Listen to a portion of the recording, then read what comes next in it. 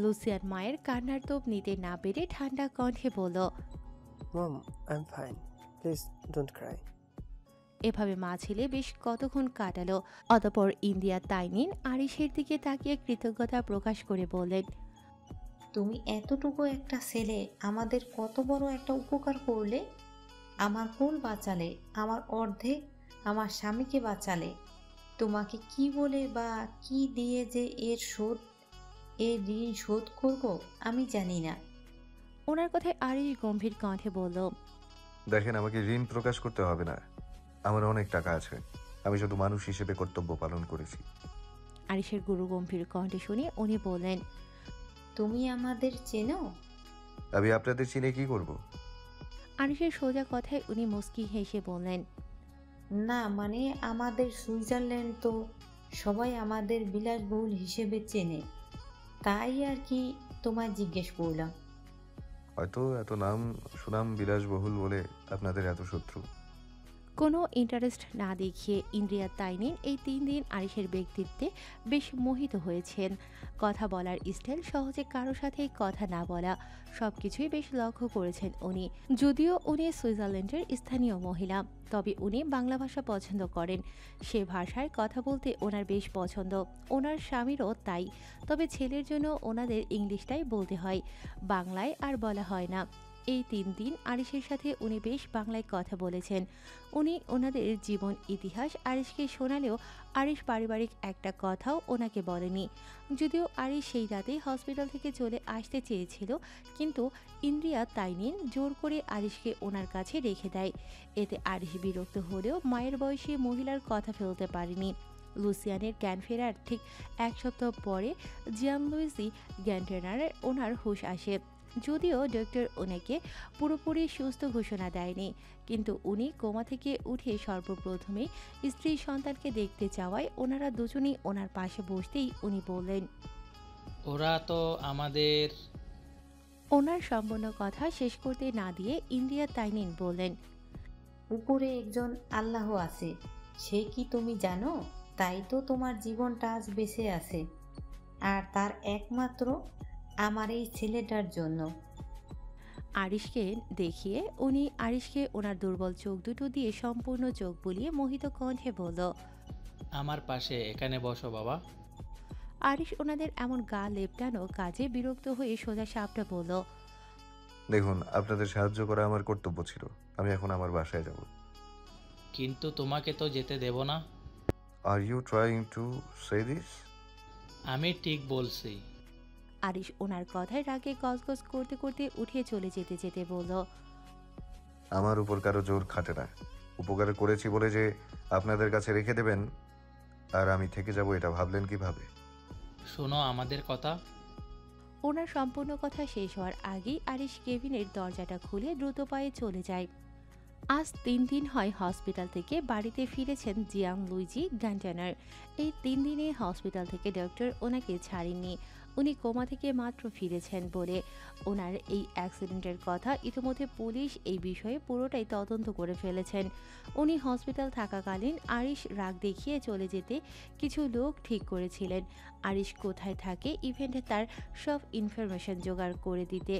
উনি বাড়ি ফিরতেই আরিশের সব ইনফরমেশন পেয়ে লুসিয়ানকে নিয়ে ওর ফ্ল্যাটে যায়। তবে উনি যে নিরাশ হন। আরিশ তখন বাসায় ছিল না। পরপর এমন 2 দিন যেতে আরিশের সাথে ওনার দেখা মিলে। আরিশ ওনাদের দেখে ভ্রু কুঁচকে বলল, কি চাই আপনাদের? তোমাকে। সোজাসাপটা উত্তর দিলেন জিয়ান লুইজি গ্যান্টানার। আচ্ছা, আপনাদের কি একটা কথা বললে বোঝেন না? আরিশকে চেঁচাতে দেখে লুসিয়ান ইংলিশ বাক্যে বলল, সে তুমি যাই বলো দাদাভাই, তোমাকে আমরা নিয়ে যেতে এসেছি। আরিশ কিছু বলবে তার আগে জিয়াং লুইজি গ্যান্টানার মুখখানা ছোট করে বলেন, দেখো বাবা, আমি আজ 2 দিন ধরে এখানে আছি তোমার জন্য। আজকে আমি তোমাকে সাথে না নিয়ে এক পা এই জায়গা থেকে লড়ব না। ওনার কথায় লুসিয়ান সায় জানিয়ে ইংলিশ বাক্যে বলল, তুমি ঠিক বলছো বাবা, দাদাভাইকে না নিয়ে আমিও এক পাও যাব না। আরিশের ভীষণ রাগ হচ্ছে নিজের ওপর ওনাদের কথায়। কি করবে ভেবে না পেয়ে নিজেকে কন্ট্রোল করে 2 হাতে মাথা চেপে বলল, আপনারা কিন্তু এইবার বাড়াবাড়ি করছেন। আমার ধৈর্যের ওর কথা শেষ করতে না দিয়ে উনি বললেন, তোমাকে আমি দত্তক নিব। ওনার কথা শুনে আরিশ আশ্চর্যের সীমায় পৌঁছে বলল। হোয়াট?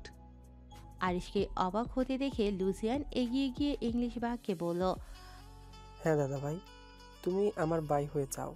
আমার বাবা মা তোমাকে ভীষণ ভালোবাসবে, আমার মতো।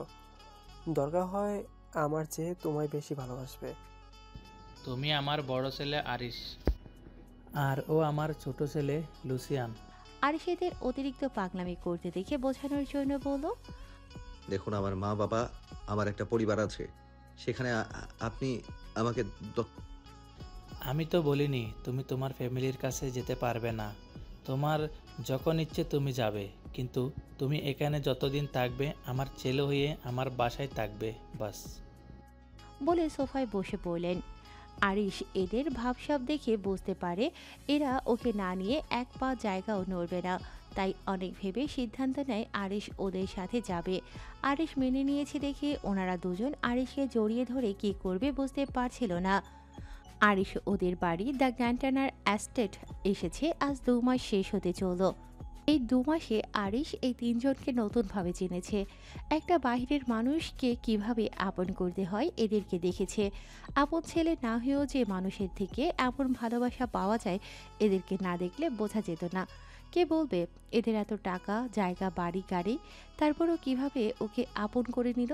তবে আরিশ এখানে থাকছে ঠিকই, কিন্তু আজ অবধি ওনাদের সাথে অ্যাডজাস্ট করতে পারেনি। হয়তো ওর গম্ভীরতার কারণে ও এ বাড়িতে থাকলেও ওর সব যাবতীয় খরচ ও নিজেই করত। এতে ওনারা আরিশকে জোর করতে পারতেন না। আরিশ চলে যেতে পারে সেই জন্য। ওনারা আরিশের সাথে বাড়তি কথা বলতে পারতেন না আরিশের স্বভাবের জন্য, কারণ ওর এক কথার উপর ওনারা 2 কথা বললেই ও চেঁচামেচি করে বাড়ি থেকে বেরিয়ে আসতে চাইতো। আর ওনার অনেক কষ্টে ওকে মানিয়ে রাখতো, তবু ওনাদের আরিশকে চাই। দিন যাচ্ছে, রাত কাটছে। হঠাৎ একদিন আরিশ মিনি বাইক অ্যাক্সিডেন্ট করে, যদিও আঘাত তেমন পায়নি। হাত একটু কেটে গিয়েছে, পাশাপাশি পা ছিঁড়ে গেছে। আরিশের অ্যাক্সিডেন্টের কথা ওনাদের কানে যেতেই সবাই কেমন অস্থির হয়ে পাগল ভেসে ছুটে এসেছিলেন আরিশকে হারানোর ভয়ে। ততক্ষণে আরিশ নিজেই হসপিটালে গিয়ে হাত কাটার জায়গায় সেলাই ও পায়ে ব্যান্ডেজ করিয়ে নেয়। ডক্টর ওষুধ লিখে দিতেই ততক্ষণে ওনারা হসপিটালে এসে অস্থির হয়ে আরিশকে দেখতে দেখতে ইন্দ্রিয় তাইনেন কান্না জড়িত কণ্ঠে বললেন, আমার সোনা বাবা, আমার হীরা, তুমি ঠিক আছো? আল্লাহ তোমার দরবারে শুক্রিয়া। আরিশকে বাড়ি নিয়ে এসে ইন্দ্রিয়া তাইনিন ওকে খাইয়ে দেয়া, যত্ন করা, সবসময় মায়ের মতো পাশে থাকা, পাশাপাশি জিয়ান লুইজির গানচানার ওর প্রতি দৃঢ়তা দেখে সেদিন আরিশ সত্যি অবাক হয়েছিল। মানুষ কিভাবে এতটা নিঃস্বার্থভাবে ভালোবাসতে পারে। কঠিন মনোভাবের আরিশও সেদিন ওনাদের প্রতি দুর্বল হয়েছিল, ওনাদের প্রতি ভালোবাসা অনুভব করেছিল। সেদিন প্রথমবারের মতো জিয়ান লুইজির গানচানারকে বাবাই বলে ডাক দিয়েছিল, যেটা শুনে উনি চোখের পানি ছেড়ে দিয়ে আরিশকে জড়িয়ে ধরে বললেন, কি বললে বাবা, আবার বলো। বাবাই, তুমি আমার বাবাই। বলে ইন্দ্রিয়া তাইনিন এর দিকে তাকিয়ে বলল। তুমি আমার মামুনি। আরিশের মাত্র 2টো ডাকে ওনাদের মুখে অভিব্যক্তি দেখে বোঝা যাচ্ছিল ওনারা আকাশ সমান খুশি হয়েছিল। ওনাদের এত খুশি হতে দেখে আরিশ মনে মনে হেসে বলল, জন্ম না দিলেও যে বাবা মা হওয়া যায় এটা তোমরা প্রমাণ করে দিলে। হোয়েন দেয়ার বাবাই and Mamuni, who am I দাদা ভাই? তুই তো আমার ছোট ভাই। আরিশ এটা বলতেই লুসিয়ান ওনাদের মতো আরিশকে জড়িয়ে ধরে বলল, yes, we are one happy family. সে থেকেই ওনাদের সাথে আরিশের পথ চলা শুরু হয়।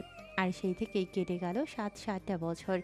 বর্তমান আরিশ তার মুখে সবটা খুলে বলল কিভাবে তাদের সাথে ওর সম্পর্কটা এতটা মজবুত, এতটা ভালোবাসা হলো।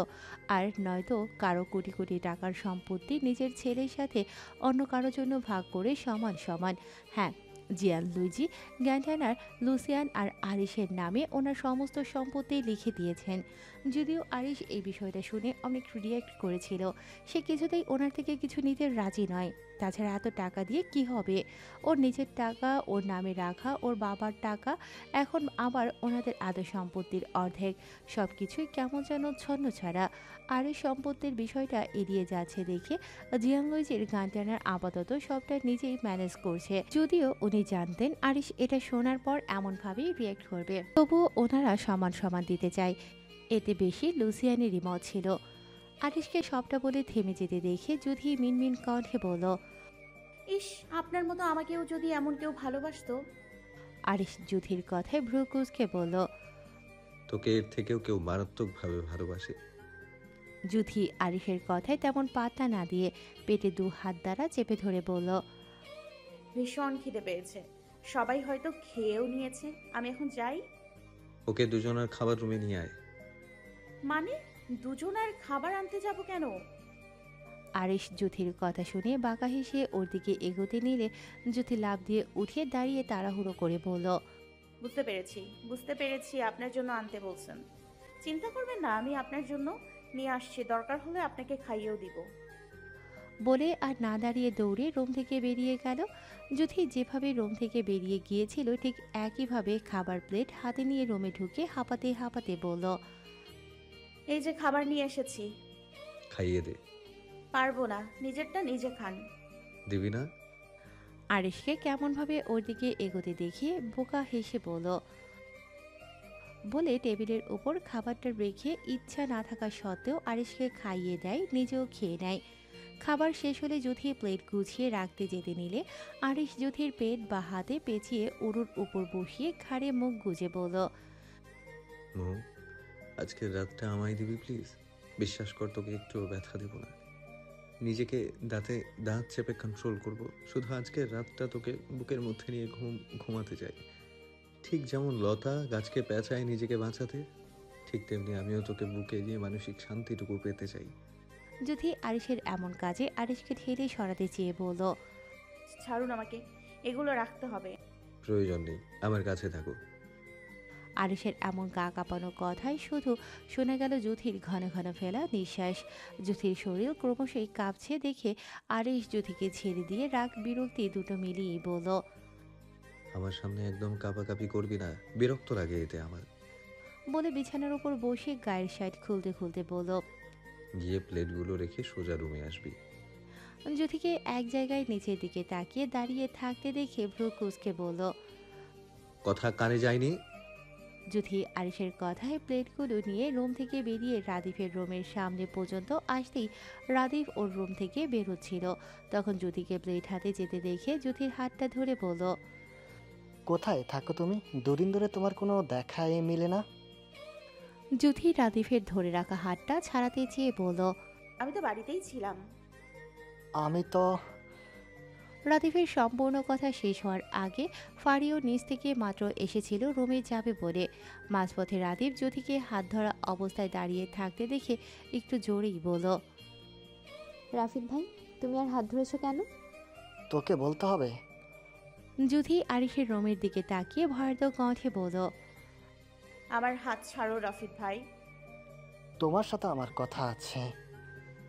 রুমের বাইরে ওদের কথার শব্দ পেয়ে আরিশ ভ্রু কুঁচকে রুম থেকে বেরিয়ে এসে দেখে রাদীপ যুথির হাত ধরে দাঁড়িয়ে আছে। এটা দেখে আরিশ হাত দুটো মুষ্টিবদ্ধ করে দাঁতে দাঁত চেপে যুথির দিকে এগিয়ে যেতে যেতে বলল, ওর হাত ছাড়। রাদীপকে হাত না ছেড়ে জেদ ধরে দাঁড়িয়ে থাকতে দেখে আরিশ যুথির হাত থেকে এটো প্লেটটা মেঝেতে আছাড় মারতেই প্লেটটা ভেঙে চৌচির হয়ে যায়। অতপর আরিশ রাদীপের টি শার্টের কলার চেপে ধরে দাঁতের দাঁত চেপে কিছু বলবে, তখন যুথি আরিশকে হিংস্র হতে দেখে রাদীপের থেকে ওর হাতটা ছাড়িয়ে আরিশকে থামানোর জন্য পেট জড়িয়ে বলল, থামুন, এমন করছেন কেন? ওর সাহস হলো কি করে তোর হাত ধরার?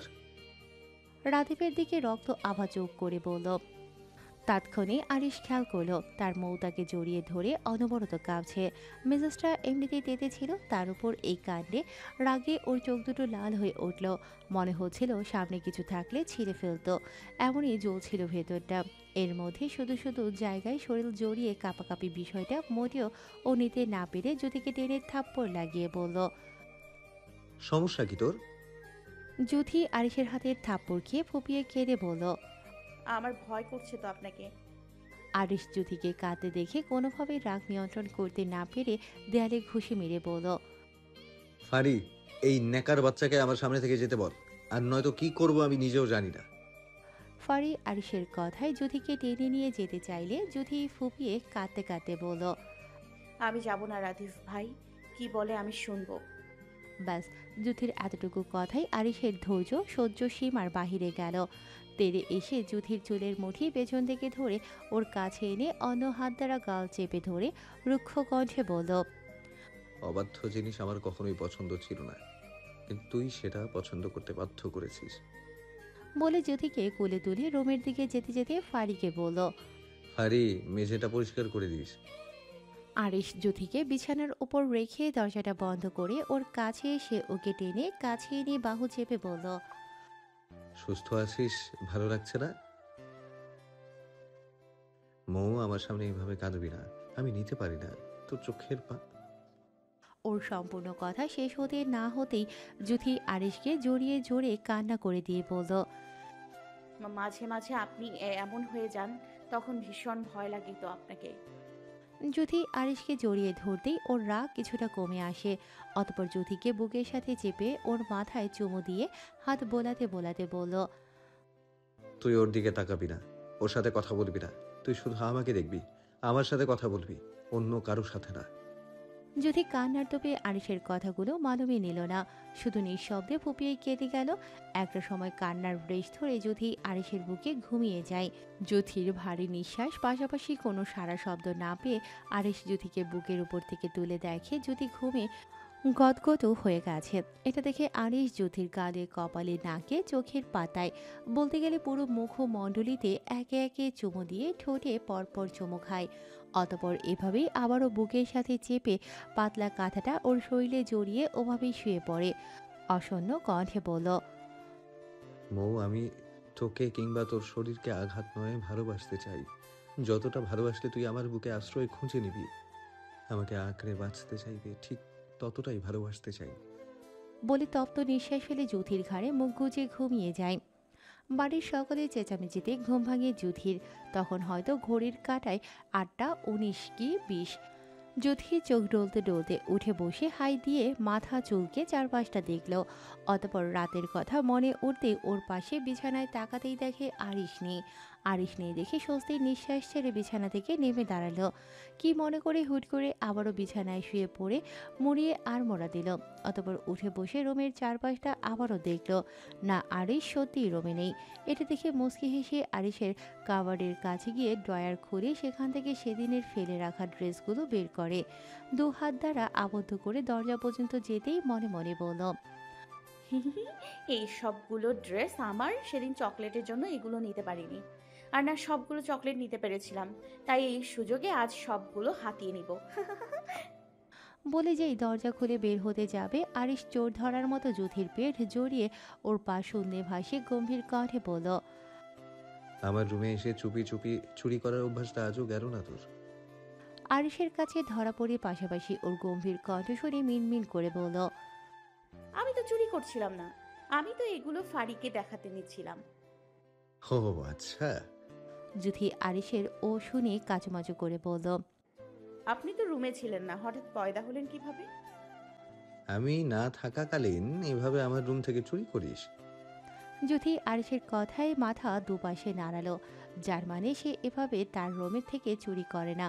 যুথিকে মাথা নাড়তে দেখে আরিশ বলল।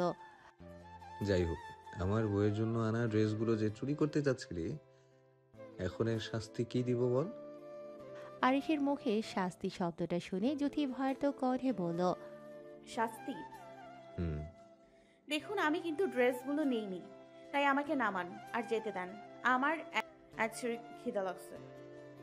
শাস্তি না দিয়ে তো তোকে যেতে দিব না। বলে যুথিকে দাঁড় করিয়ে ওর দিকে ঘুরিয়ে গম্ভীর কণ্ঠে বলল। যা, তোকে বেশি শাস্তি দিব না। এই সাত সকালে যখন তোর মুখ দেখেই শুরু হলো, তাহলে তুই একটা ডিপলি কিস কর, তাহলেই হবে। যুথি আরিশের এমন শাস্তি শুনে ভ্রু কুঁচকে মনে মনে বলল। সারাদিন খালি চুমু, তাই না?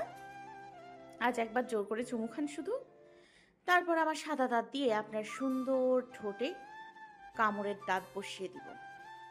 জুথিকে চুপচাপ ভ্রু কুঁচকে নিচের দিকে তাকিয়ে থাকতে দেখে আরিশ বলল, কি ভাবছিস?